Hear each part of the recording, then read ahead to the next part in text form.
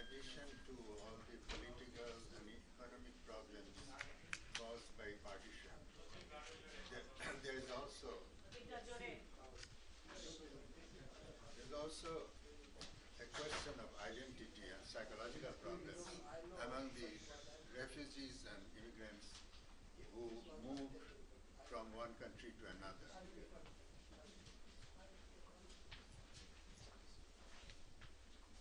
The refugee problem in South Asia has been in existence since the independence of India from the British in 1947. As the country was partitioned into two nations, India and Pakistan, following bloody riots, millions were forced to leave their original home. They were mainly Hindus and Sikhs from Pakistan and Muslims from India. Other religious groups such as Christians also were affected, but to a lesser extent. The huge numbers migrating to new regions had to settle in unfamiliar environments, sometimes among people with different languages and cultures. The settlement of refugees from West Pakistan was generally smoother than those from East Pakistan. In the case of the latter, it took a generation because of political and social factors. The government of West Bengal and the central government of India gave much less aid to the Bengalis, whereas the refugees from the West, mainly Punjabis, received more government help. After 1947, there were very few Hindus and other minorities left in West Pakistan. But East Pakistan still had a sizable Hindu population. Between 1947 and 1971, when East Pakistan seceded and with the help of India became independent Bangladesh, Bengali refugees continued to move to West Bengal and other parts of India. This was due to the feeling of insecurity in a predominantly Muslim nation where periodically riots broke out. Since then, the Hindu population has been reduced to almost 10%. In contrast, in spite of a number of communal riots, India was and still is relatively peaceful. The migration of Muslims from India slowed down after the first wave during partition. Although Pakistan was created as a homeland for Indian Muslims, there remained a large Muslim population in India, constituting about 14% of the population today. In 1970-71, there was another migration of refugees from East Pakistan. The freedom movement had started, and the Pakistani government tried to suppress it brutally. About 10 million refugees came to India, a large portion of them being Hindus. The Indian government had to intercede and send the armed forces. They helped the Bengali freedom fighters, and after a short war, defeated the Pakistanis. Most of the refugees returned to the newly independent Bangladesh, but those who remained in India did not get citizenship because of a pact between Indira Gandhi and Sheikh Mujib. This proved to be disastrous for the refugees. The refugees stayed in a limbo, virtually stateless and without even an officially recognized refugee status.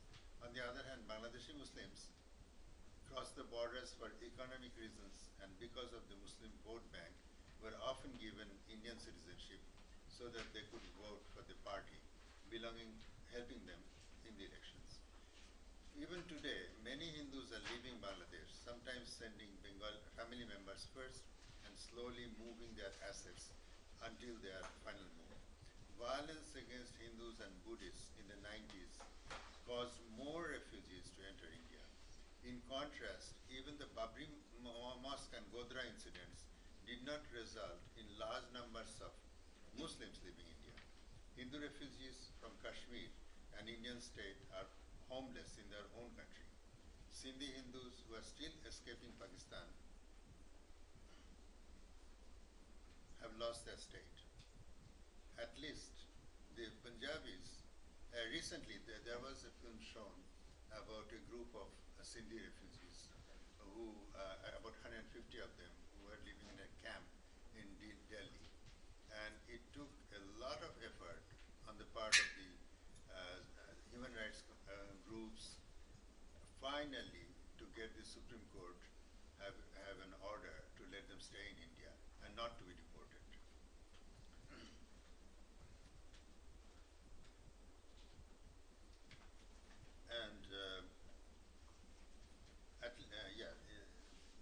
Yes, the Punjabis and Bengalis have resettled among their counterparts in India, but Sindhis didn't have that opportunity. Last month, there were attacks on Buddhists in Bangladesh, and if it continues, there could be another influx of refugees, Buddhists this time. Actually, many of them, belonging to several tribes, had moved to Tripura and Assam in the past. The question of identity for the refugees, as well as those who chose to stay, is important. Partition caused complicated feelings in many people. My cousin, who was born in British India in the 1940s, was successively Indian, Pakistani, and Bangladeshi. Like him, many others had 2 or 3 citizenships during their life, even without moving. In spite of their sufferings in the hands of Pakistanis and their Muslim Bengali collaborators, many non-Muslims decided to stay in Bangladesh when it became independent. From conversations with some of them, I found that they had contradictory feelings.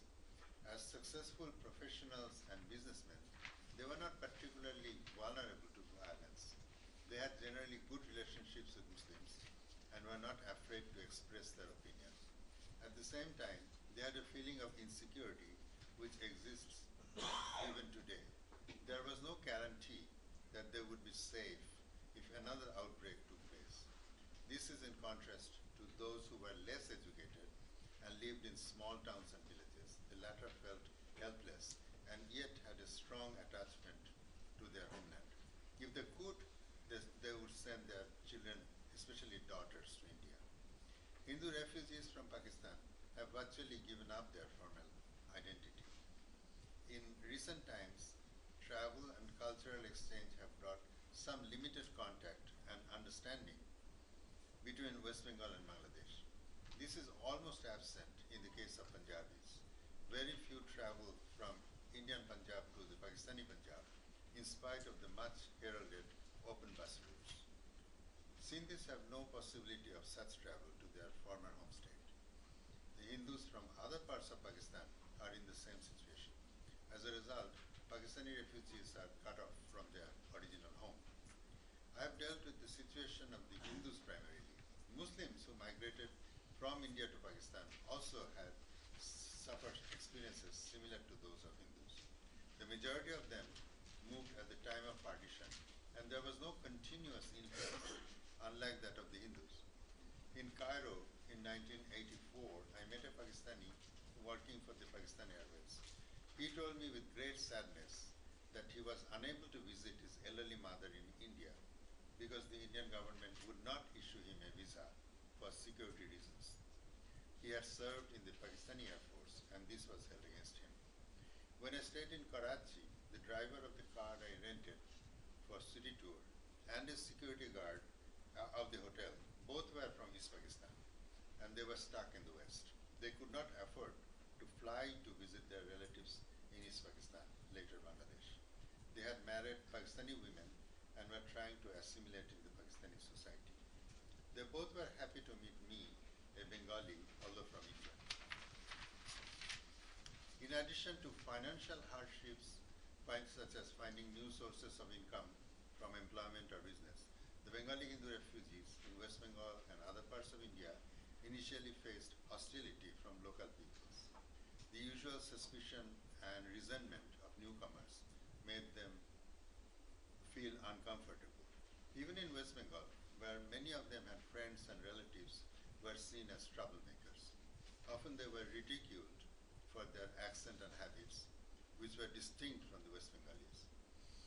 Today the situations have changed, and East Bengalis are a large part of the population of West Bengal. With the new generations, assimilation is happening fast. On the part of the West Bengalis, there are contradictory feelings towards the refugees and immigrants from the East. Since they were forced to move because of political and religious conflicts, they were treated with sympathy. Their accounts of discriminations and atrocities were responded by the comment that they should have all left East Pakistan. There was no future for the Hindus in Bangladesh. At the same time, their presence is still resented in West Bengal. Sometimes there are comments made that they should have stayed there. The new generations of Bengalis in both Bangladesh and West Bengal have no memory of partition. those born after 1971 have only limited knowledge of the experience of their parents and grandparents. Hopefully, with some form of mutual understanding, conflicts in South Asia will be reduced in the future. ISPAT has been documenting the experiences of the refugees and those who stayed in their home countries through interviews. However, as far as I know, no detailed study of their feelings and interactions have been made. This is a possible field of research for sociologists, psychologists, and cultural anthropologists. I'm suggesting that this is looked into and studies are made in South Asian countries and in other parts of the world where the refugees settled. Thank you.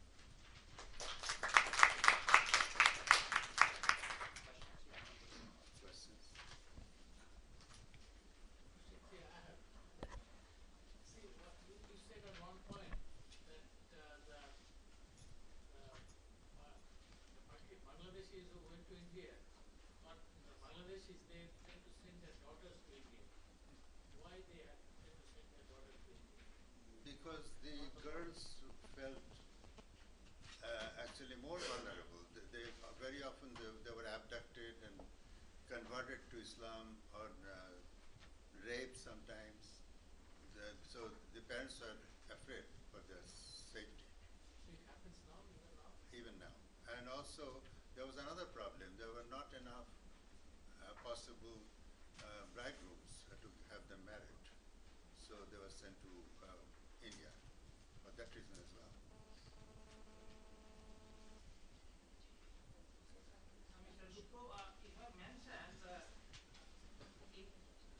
this migration of the Hindus to India and Muslim to Pakistan. In contrast, even the Babri Mosque and Gotra incident did not result in a large number of Muslims leaving India. Do you think any number of Muslim of India migrated to Pakistan after Gotra or Babri Mosque? Not that I know of. Yeah, I've never so heard. I think it is wrong conception. large Yeah, I number. guess the language number. wasn't correct. You say not that nobody. There was no migration. Correct. It should be corrected. Right. Mr. Prokim Dargupta, Yes. first I thank you for presenting this valuable document. I like to add with this document that after the partition of India during the last 65 years, some 20 to 25 million people from Bangladesh have been evicted or persecuted from their ancestral homes. And now they are floating in the Indian subcontinent, stateless, nationless, and homeless. What do you suggest for them? Well, I really can't suggest anything. It is, I think in the long run, it's really the resolution of the political conflicts. Other than that, and of course, education for the new generations, maybe they will be more peaceful. Unless, of course, there are these fundamentalists and other troublemakers who take advantage of the situation and use religion very often, mixing it with politics. In this context, I like to bring to your knowledge. Very recently, one report published in the Bangladesh Prothom Alo Pustrika, and the reporter showed during the last 10 years, in some 15 districts, 9 million people have been, nine large people have been reduced, minority community, of minority community. If in this way, the minority community people are reduced, at one time there shall be no minority people in Bangladesh. There is real danger for that, yes. And on the other hand, in the opposite direction, some of the districts of West Bengal are becoming large Muslim, Yes, not only Muslim yes. minority, but they're slowly becoming majority, even in some cases. And a lot of people from majority community of East Bengal tribes coming to West Bengal and they are taking part in economic activities, and they are also somebody is going to be settled there. I mentioned that in the paper, that they are being held by the political parties. Thank you. Thank you. Mr. Sanjeev Chaudhary, a journalist from Bangladesh, will speak on tribals of the tea garden in post-partition Bangladesh. Thank you.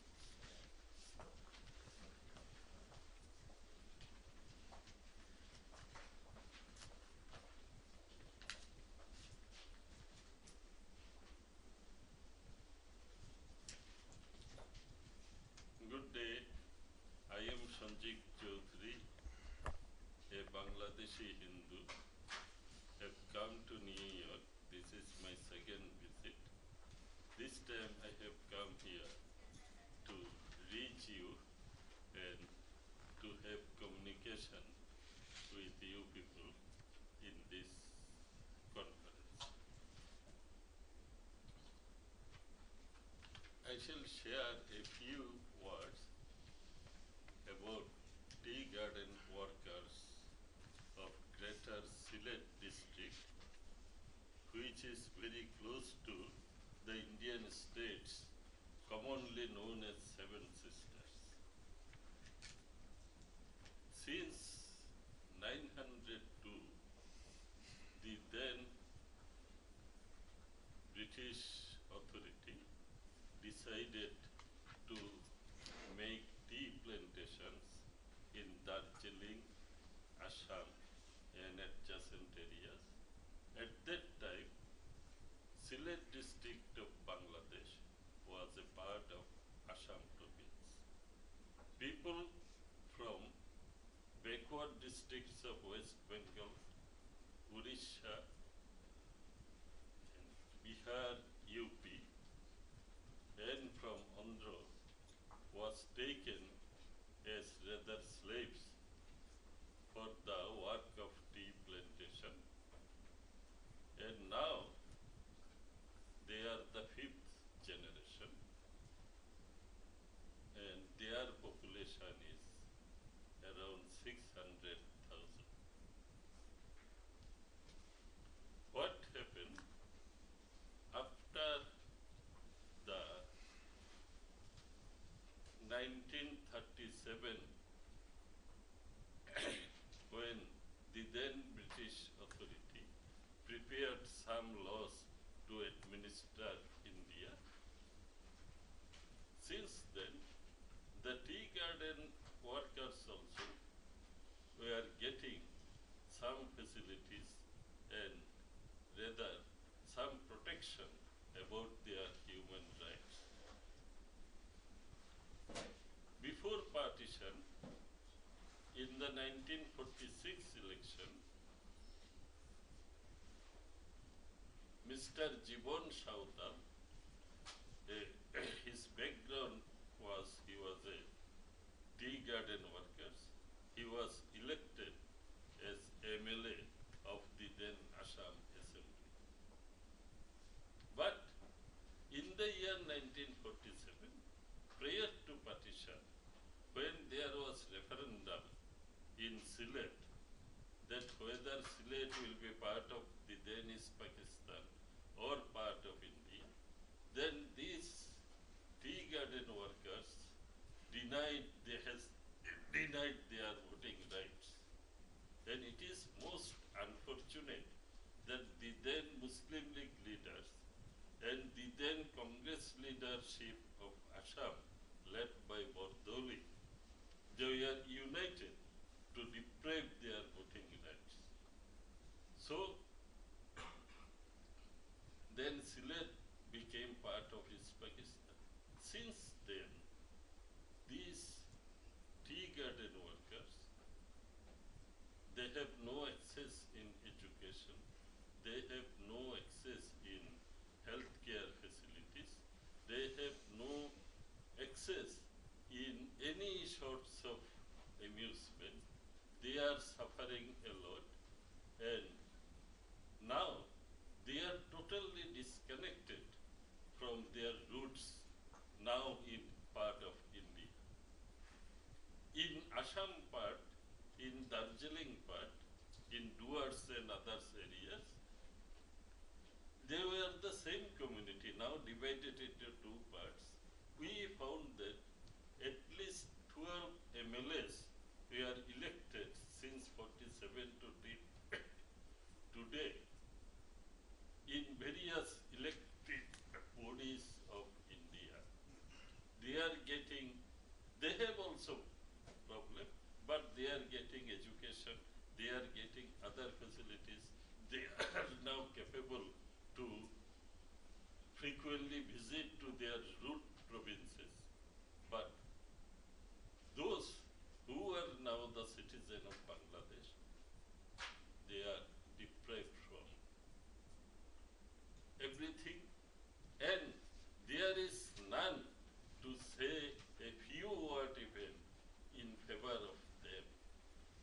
When I decided to come to this conference, Shachi Dada invited me. Then I was discussing to this matter with some tea garden worker friend of mine. Now their father figure is Rajendra Prasad Banerjee, who was beaten bitterly several times by both Awami Leaguers and BNP activists. He requested me that, Sanjeev, when you are going to New York, please say a few words about our helplessness, and we are a decaying community with no hope, with no future, and there is none to speak for us. So